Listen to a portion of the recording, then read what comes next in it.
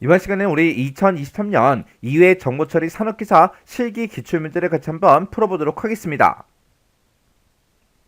13번 문제요. 애플리케이션 테스트에 대한 다음 설명 중에서 우리 블랙박스 테스트랑 우리 화이트박스 테스트 여기에 대한 그 설명을 구분해서 기호로 이제 써라. 그렇게 이제 문제가 나왔습니다. 자, 지금 여기 보니까 기억부터 이제 릴까지 그렇게 이제 4개가 써져 있는데 이 중에서 화이트박스 그 테스트가 어떤 건지 블랙박스 테스트가 어떤 건지 그걸 이제 기호로 쓰라고 그렇게 이제 문제가 나온 거죠. 우리 화이트박스다 라고 하게 되면 이 화이트박스라는 거는 투명한 상자다 그렇게 이제 생각하면 되고, 그리고 블랙박스다 라고 하게 되면 얘는 이제 까만색 그 박스다 그렇게 이제 생각하라 그랬죠. 해서 우리 화이트박스는 투명한 박스이기 때문에 그 안을 들여다봤을 때 싹 다 보인다고요. 해서 얘는 이제 그 모듈 안에 들어있는 그런 원식 코드를 싹 다 우리가 눈으로 다 볼 수 있다고요. 해서 그 모듈 안의 작동을 직접 이제 관찰하면서 모든 문장을 한 번 이상 실행해서 우리가 이제 테스트를 수행하는 그 방식을 보고 우리가 화이트박스라고 했어요.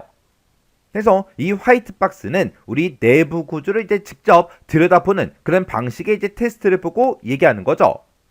해서 내부 구조를 직접 다 들여다 볼 수 있기 때문에 우리가 그 원식 코드의 로직을 이제 분석해서 구조를 이제 확인하는 그 테스트 방식을 보고 우리가 화이트박스다 그렇게 이제 부르는 거예요. 해서 우리 화이트박스에 대한 그 설명이 기억하고 우리 디귿이요. 그리고 우리 이제 블랙박스 테스트라는 거는 얘는 이제 까만 상자다 그렇게 생각하라 그랬어요. 해서 이 블랙박스는 그 안을 우리가 들여다 볼 수가 있다 없다? 없더라. 해서 그 블랙박스 안에서는 어떤 일이 일어나는지 우리가 직접 이제 확인할 수가 없어요. 해서 입력된 그 데이터가 블랙박스 그 안을 이제 통과해서 출력이 될 때 그 결과물이 정확한지 그걸 이제 검사하는 그 방식을 보고 우리가 이제 블랙박스다 그렇게 이제 얘기했었습니다. 해서 이 블랙박스 테스트는 우리 인풋과 우리 아웃풋만을 이제 수행하는 그 테스트 방식을 보고 얘기하는 거고요. 얘는 사용자의 요구사항이 반영된 그 기능 명세를 보면서 수행하는 그 테스트다. 해서 우리 이제 블랙박스 그 테스트에 대한 그 설명으로 올바른 게 우리 니은하고 리을이요. 해서 우리가 정답을 쓸 때 지금처럼 이렇게 우리가 기호로 써주면 됩니다. 그러면 우리 이제 화이트박스 테스트랑 우리 블랙박스 테스트 요거 좀 더 정리 좀 하고 지나가자고요. 자, 우리가 애플리케이션 테스트를 이제 분류를 했을 때 프로그램을 실행하냐 안 하냐에 따라서 우리가 정적 테스트, 동적 테스트하고 그렇게 두 가지로 나눴습니다. 그때 이제 우리 동적 테스트라는 게 프로그램을 실행해서 오류를 찾는 그런 테스트 방법을 보고 우리가 동적 테스트라고 했습니다. 그 동적 테스트의 종류에 보게 되면 우리 블랙박스 테스트라는 게 있고 화이트박스 테스트라는 게 있고 그렇게 두 가지가 있었어요. 자, 그때 나온 그 화이트박스 테스트, 블랙박스 테스트에 대해서 같이 한번 살펴보자고요. 이 화이트박스가 됐든 블랙박스가 됐든 둘 다 이제 프로그램을 실제로 실행하면서 오류를 찾는 그런 테스트 방법을 보고 얘기하는 거죠. 자, 우리 화이트박스, 제가 앞에서 화이트박스를 설명을 할 때 얘는 이제 투명한 상자다 그렇게 이제 기억하라고 했어요. 그래서 이 화이트박스라는 거는 우리 원식 코드 있죠. 우리 개발자가 이제 원식 코드를 가지고 이제 프로그램을 개발을 이제 할 거예요. 그때 이제 그 원식 코드를 전부 다 오픈을 시켜요. 그 시킨 상태에서 원식 코드의 논리적인 그런 모든 경로를 다 테스트를 하는 거예요.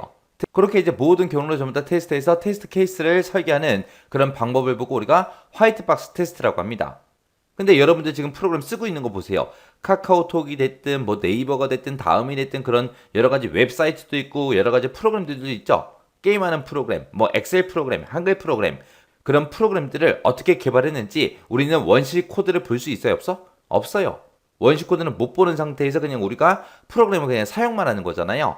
근데 이 화이트박스는 원식 코드를 다 볼 수 있다고요. 그렇게 이제 원식 코드를 오픈시킨 상태에서 그 원식 코드에 논리적인 모든 경로를 전부 다 테스트를 해서 테스트 케이스를 설계하는 그런 방법을 보고 우리가 화이트박스 테스트라고 하더라. 해서 얘는 원식 코드를 다 오픈시켜놨기 때문에 해당 모듈 안에 그 작동이 어떻게 되는지 그거를 이제 직접 관찰할 수 있어요. 그래서 개발자가 이제 원식 코드를 쭉 작성을 했을 때 그 원식 코드 모든 문장을 한 번 이상 싹 다 실행하면서 이제 수행하는 그런 방법을 보고 우리가 화이트박스 테스트라고 합니다. 화이트박스 테스트의 종류에 보게 되면 기초 경로 검사라는 게 있고 그 다음에 제어 구조 검사라는 게 있고 이렇게 크게 두 가지로 나눠집니다. 기초 경로 검사라는 거는 테스트 케이스 설계자가 있을 거 아니에요. 그 설계자가 절차적 설계의 논리적인 그런 복잡성을 측정할 수 있게 해주는 그런 테스트 기법을 보고 우리가 기초 경로 검사라고 해요. 그래서 얘는 논리적인 그런 복잡성을 측정할 수 있게 해주는 테스트 기법이다. 그 다음에 이제 제어 구조라는 거는 우리 프로그램을 만들다 보면 이제 조건을 집어넣고도 yes일 때 일로 가라, no일 때 일로 가라 그렇게 이제 만들 수 있겠죠. 그리고 루프다 그러면 루프는 이제 반복되는 구간도 있을 거고요. 그런 프로그램들 안에서 이제 실제 데이터가 어떻게 흘러가는지 그걸 검사하는 게 있고 이렇게 세 가지가 있어요. 조건 검사라는 건 말 그대로 프로그램 모듈 내에 들어있는 그런 논리적인 그런 조건, 그 조건, yes면 이쪽으로 가고 no면 이쪽으로 가라. 그런 논리적인 조건을 테스트하는 그런 테스트 케이스 설계 기법을 보고 얘기하는 거고, 그 다음에 루프 검사다 그러면 얘는 반복 구조예요. 반복 구조. 반복 구조에 이제 초점을 맞춰서 테스트 케이스를 설계하는 그런 기법을 보고 얘기하는 거고, 데이터 흐름이다 라고 하게 되면 실제로 이제 사용자들이 입력하는 그 값이 있을 거 아니에요. 그런 값들을 우리는 전부 다 이제 변수에다가 이제 집어넣겠죠. 그때 이제 변수 정의를 어떻게 했는지, 그리고 변수 사용을 어떻게 했는지, 거기에 이제 초점을 맞춰서 실시하는 그런 테스트 케이스 설계 기법을 보고 우리가 데이터 흐름 검사라고 합니다. 그 다음에 이제 화이트박스 테스트의 검증 기준이요. 검증 기준에는 우리 문장이 있고, 분기가 있고, 조건이 있고, 분기 조건이 있고, 이렇게 이제 네 가지 기준이 있습니다. 그때 이제 문장 검증 기준이라는 거는 소스 코드에 들어있는 모든 구문이 한 번 이상 수행되도록 그렇게 이제 테스트 케이스를 설계하는 걸 보고 얘기하는 거고, 분기 검증 기준이라는 거는 소스 코드에 보게 되면 조건문들이 있겠죠. 그 모든 조건문이 한 번 이상 수행되도록 그렇게 이제 테스트 케이스를 설계하는 걸 보고 얘기하고, 그 다음에 이제 조건 검증 기준이라는 거는 소스 코드에 들어있는 모든 조건문들이 있죠. 그 조건문에 대해서 그 조건이 이제 true일 때가 있고 false일 때가 있고 두 가지 경우가 있을 거 아니에요. 그때 이제 true일 때 false일 때 두 가지 경우 모두 다 한 번 이상 수행되도록 그렇게 이제 테스트 케이스를 설계하는 걸 보고 얘기해요. 그 다음에 이제 분기 조건이다. 얘는 이제 소스 코드에 들어있는 모든 조건문과 각 조건문에 포함된 개별적인 그런 조건식, 그 결과가 true가 됐든 false가 됐든 이런 경우가 한 번 이상 수행되도록 그렇게 이제 테스트 케이스를 설계하는 걸 보고 우리가 분기 조건이라고 합니다. 그래서 화이트박스 테스트 검증 기준에는 크게 이렇게 네 가지가 있다. 뭐가 뭔지 구분을 할 수 있게 여러분들이 꼭 보고 지나가셔야 돼요. 그 다음에 이제 블랙박스 테스트요. 블랙박스라는 거는 우리 불투명한 상자라고 생각하라 그랬어요. 그러면 우리가 프로그램을 봤을 때 프로그램 겉모습은 보이지만 안에 소스 코드가 어떻게 작성되어 있는지 그 원시 코드가 보여요? 안 보여? 안 보여요. 안 보여. 그 안 보이는 상태를 보고 우리는 블랙박스라고 하는 거예요. 아까 앞에서 우리 화이트박스는 소스 코드가 다 보이는 거예요. 근데 이 블랙박스는 그게 안 보이는 거. 그래서 블랙박스는 그런 코드를 대상으로 하는 게 아니라 기능을 대상으로 하는 거예요. 그래서 각 기능들이 완전히 작동이 되냐 안 되냐 그걸 이제 입증하는 테스트를 보고 우리가 블랙박스 테스트라고 하고, 이 블랙박스를 다른 말로 우리가 기능 테스트라고 그렇게 이제 부르기도 합니다. 그래서 얘는 이제 사용자 요구사항이 있을 거 아니에요. 그 요구사항 명세를 보면서 이제 하나씩 이런 기능이 되냐 안 되냐 테스트하는 거. 그래서 우리 애플리케이션에서 주로 이제 구현된 그런 기능을 테스트하는 거죠. 그래서 소프트웨어 인터페이스를 통해서 이제 블랙박스 테스트가 실시가 됩니다. 자, 그럼 이제 블랙박스 테스트의 종류 좀 보자고요.